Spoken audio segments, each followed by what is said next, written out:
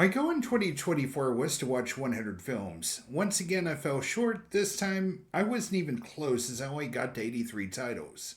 One thing I did get better in doing this year was watching more current titles. I managed to get to 10 films that were made in 2024, so I decided to do a ranked list of them.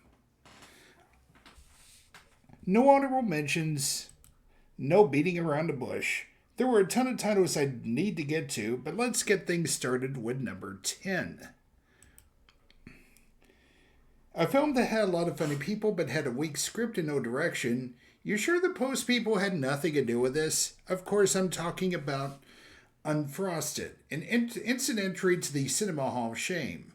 The Jerry Seinfeld starring, co-written and directed film features Amy Schumer, Melissa McCarthy, Jim Gaffigan, Hugh Grant, and a lot of past and present Saturday Night Live alumni, as the fictional story of Pop-Tarts gets unveiled to a runaway kid.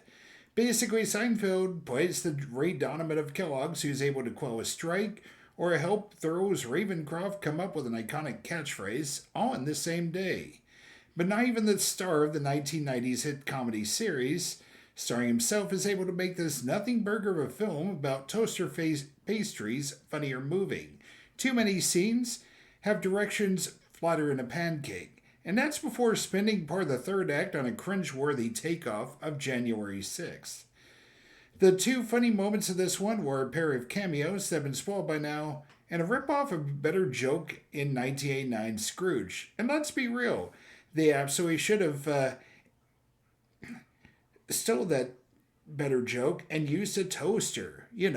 Toaster pastry. Although there is a scene where several characters feast on a lovingly filmed bunch of cereal, I think Kellogg's should sue. As for my number 9, the film they created would have been better off being released on either time period it's set at, rather in 2024. And that, of course, would be... Give me a minute. Madam Web. It's one of the films in the Spider-Verse universe without Spider-Man. Much like setting a series in Gotham City without including Batman. Anyway, Dakota Johnson plays a paramedic named Cassandra Webb, lol, who sees narrowly into the future and tries to save 3 teens from a determined madman who saw his death in their own hands. So what kills this film other than the shifting timelines? Hey, did you know that Toxic was going to be a thing? Or that Dreams makes for a decent closing credits song? Is Dakota Johnson's line readings. They come across as stilted and painful to listen to. Although Adam Scott is fine as Uncle Ben, and there is an occasional line that clicks, too much of this feels like a superhero film of the mid-1990s or mid-2000s. Director S.J. Clarkson and company seem to have forgotten that superhero movies have gotten a lot better since then. For number 8, two guys who are getting too old for this stuff, slumming in a film that wastes their talents. The first Apple Plus film on my list is Wolves. John Watts' follow-up to the Tom Holland Spider-Man that stars George Clooney and Brad Pitt as fixers not used to working with each other, but in order to make a politician's problem involving a dead body go away, they'll have to. The two A-listers work hard in showcasing their charisma and bickering skills, while the viewer is reminded of better films that they worked on together. Ocean's series, anybody? Not the needle drops or Austin Abrams injecting the occasional bit of energy is enough to keep this cliche-ridden, low-energy title running smoothly until the eyebrow-raising climax. But by that point, it's a matter of too little, too late. Oh, and the title is stupid. It's Wolves, people. As for number 7, the works of a spy novelist come to life in this film that sounds like Romancing the Stone, but worse. Argo blends Romancing a Stone, The Long Kiss Goodnight, and The Manchurian Candidate with a hint of Julianne Moore's character in Assassins in a blender on the frappe setting. But what this lacks compared to those other titles is a reason to care for these characters, or a story to hold up with a book within a book conceit and a constant plot twist being thrown out by director Matthew Vaughn and writer Jason Fuchs, responsible for such gems as Ice Age 4 and 2015's Pan. Don't get me wrong, there is a go for Broke Xenius involving two back to back action sequences, and I wouldn't mind a spin off film focusing on Alfie, not the cat, but the former head of the agency played by Samuel L. Jackson. As a popcorn flick, it's alright, but much like Wolves, it feels like a waste of a solid cast capable of a lot more. My number 6 is a film you probably haven't heard of, and that's okay. I do travel off the beaten path sometimes. Shaitan, which is of course Indian for devil, is a Bollywood thriller that feels like a slick Hollywood film at times. Glossy photography, most of the songs except for one memorable sequence towards the end of recordings, and a modern setting gives us the look of a big screen remake. You know, one that might end up in America in a few years. But as for the film itself, Madhavan is having a blast as a kind stranger named Van Raj with a sinister agenda that involves mind control, which hits the teen daughter of a loving family. Thanks to the solid direction of Vikas Bal, the film zings through its runtime. If only the film had a solid plan to wrap things up in the final act, or didn't embrace plot twists that came straight out of Saw. And the less said about that last scene, the better.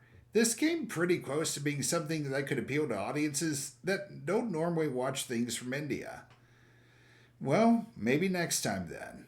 As for number 5, it is a step forward from last year's output, but I wouldn't call it a comeback yet. Inside Out 2 is a decent sequel to a film that posited that emotions had their own persons and they controlled the lives of everyone in the world. In the bigger is better sequel, while Riley is at a hockey camp where she has to choose between two friends she's leaving behind, and the co-girls are part of a high school hockey team that she wants to be a part of. There are new emotions like anxiety, ennui, and embarrassment, and the OG 5 emotions have to go on a journey back to the control room when the newcomers kick them out. Despite some good voice acting and some clever ideas, ennui's sarcasm, chasm,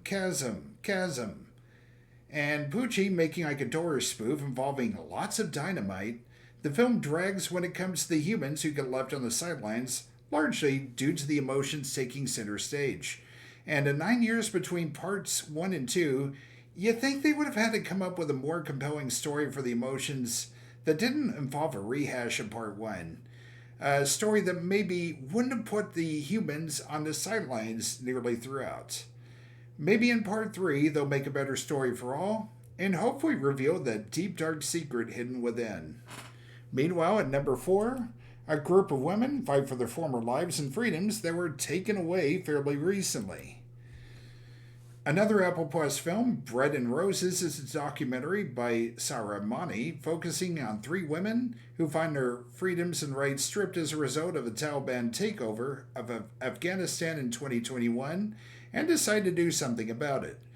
Zara is a dentist who becomes one of the leaders of an underground protest fighting for work, bread, and education. Sharifa is a former government agent who joins the movement against the wishes of her mother. And Taranam is an activist who's exiled to Pakistan, but life there isn't much better than where she was. While it feels like we're leaving in a film just as it's getting interesting, it does have a gripping immediacy that focuses on the good and bad of their everyday lives as well as the protests.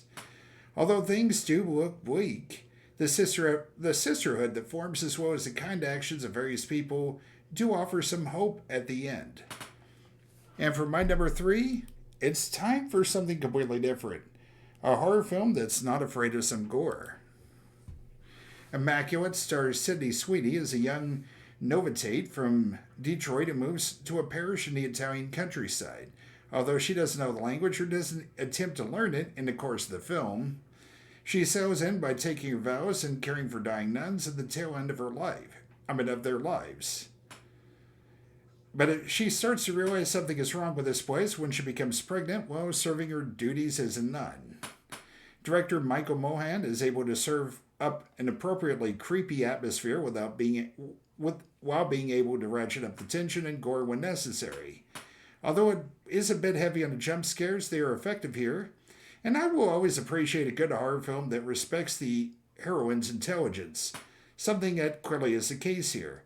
I will probably never hear the song Ave Maria this in the same way again. Over at number 2, a film that showcases some prisoners as they get a valuable chance to dress up and impress their daughters with a father-daughter dance. Of course, I'm talking about the documentary Daughters. It's hard not to be moved as the daughters who haven't seen their fathers in years gets the chance to bond to be a family. Although it does serve as a victory lap of sorts for the co-director program founder Angela Patton, thankfully, that's not the focus of the film. It explores both the men having to go through a fatherhood counseling program prior to the dance that's supposed to be incredibly effective at keeping him on the right side of the law, as well as the daughters and mothers showing encouragement, as well as occasional trepidation along the way. You know where this documentary is going, and you know what? I'm more than okay with that. The dance itself, which leads to some valuable bonding between fathers and their daughters, is touching, and is a fun respite from the real world, where prisons apparently have systems to charge families for sending texts and video chats with their loved ones behind bars. I do wish Patton's program well, and hopefully it will start to get more of a nationwide push in the coming years. As for my number 1, it takes no qualms arguing that it's a musical at a time where that's actively discouraged. But the results aren't bad for a prequel to the film that turned 85 years old as of last year. Wicked, Part 1, showcases the Wizarding School Shiz as outcast Elphaba reluctantly rooms with popular pink-clad Galinda. But they start to become friends with time thanks to kind actions by both. And when the wizard starts calling for Elphaba, of course she invites her friend Galinda, now known as Glinda, with her. But although this was something she dreamed about forever, maybe destiny is calling for Elphaba to do something else with her skills and talents?